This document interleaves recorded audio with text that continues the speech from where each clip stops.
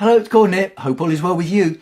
Yesterday's video was about a load of bull, and today's video I've called a load of balls. Juggling balls, of course, juggling balls.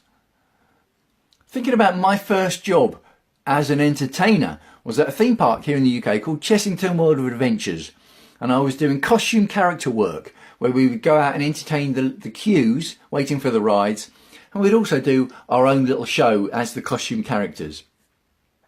And it was my first job, and I got to meet and network with the other entertainers, and they were professional street entertainers that were employed by the park for the season, and they would also do the queue work plus their own 45-minute shows, and I got to watch these shows, which is a great learning experience. And one of the jugglers did an act where he was quite a quiet street entertainer. So he would start off with 3 juggling balls, put the music on in the background over the sound system, start off with 3 juggling balls, not say anything, stop, and then go back to his table, pick up a 4th juggling ball. 4 juggling balls, not talking, stop. Go back to table, a 5th juggling ball. And I started to pay attention at 5 juggling balls. Very impressive. A 6th juggling ball. A 7th juggling ball. An 8th juggling ball. You know I'm going to go with this. A 9th juggling ball. Juggling 9 balls, which is world-class juggling. Years of practice and skill. And the audience reaction was bit of a shoulder shrug reaction, which I was amazed at. But at the same time, I noticed one of the other street entertainers, a unicyclist, was riding along in the background, dressed up as a chef with a saucepan in his hand. And the crowd, the punters, were like, "Oh, look at that unicyclist!" So that got a much bigger reaction from a skill that I thought looked easier to learn. Because surely learning how to ride a unicycle can't be that dissimilar to learning how to ride a bike. So it's going to take some doing, but it's not that difficult compared to learning how to juggle 9 juggling balls. And I was right, because I could juggle 3 juggling balls and develop some nice little patterns, but I wasn't looking forward to the learning curve, to learning how to go to 5, 6 juggling balls, etc. But I bought myself a unicycle. And this is the reason why the audience had a shoulder shrug reaction to 9 juggling balls, because it's pretty easy to go into a toy shop and buy a pack of 3 juggling balls and teach yourself.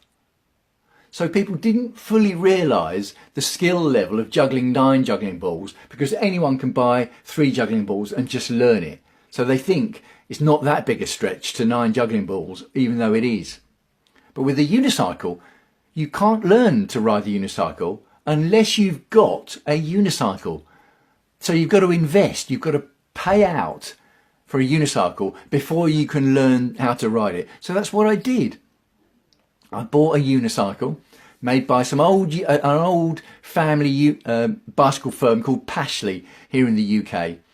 And one of the entertainers, these entertainers that I got to meet and network with, that's a goal achievement lesson there, was prepared to teach me how to ride the unicycle. So I went in early and rode around the theme park learning how to ride the unicycle with the help of this other entertainer. And when it comes to learning how to ride the unicycle, it is similar to learning how to ride a bike, because the only way to learn how to do it is this. You keep falling off it until you stop falling off it. Bit like a bike, isn't it? And if you can ride a bike, when you get on a unicycle, your first reaction is, well, where do I hold on? Because obviously there's no handlebars.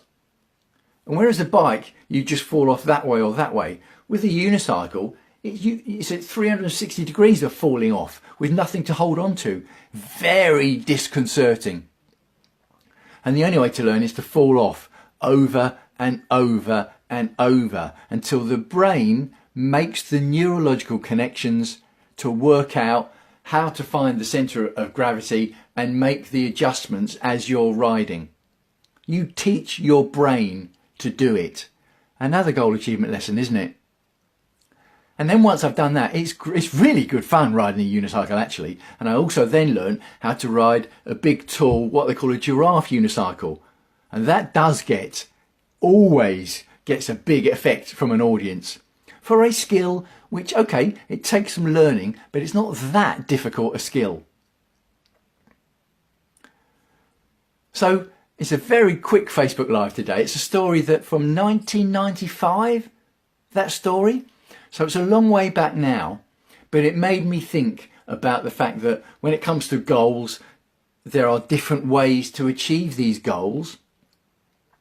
And you can go with the way that appeals to you the most, that suits you the most. Try that one. And it could be that that route happens to be the simplest route as well. Everything doesn't have to be difficult and a real slog. Sometimes there's an easier way to do it that you enjoy more. Does that make sense? So let me know what you think of that story. Hit the like button if you like that story. And can you ride the unicycle? Have you ever tried or even sat on a unicycle? Or do you know any other circus skills? That was a very happy time of my life.